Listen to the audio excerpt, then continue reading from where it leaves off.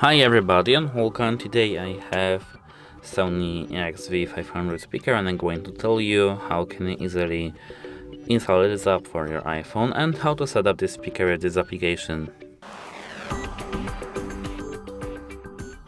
At first, open App Store and search in the search bar for Sony, as you can see.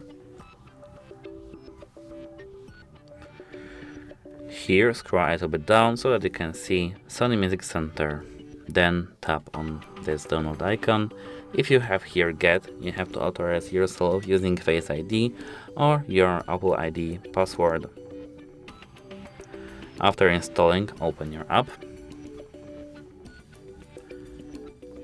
And here, select your region. For us it will be United States. Then tap I read the above contents and agree. Here, next, agree and proceed. Allow app not to track if you don't want to track you. Then OK. Here, allow, close. Here, as you can see, we have SRS-XV500. And that's it. Hope it helps you and goodbye.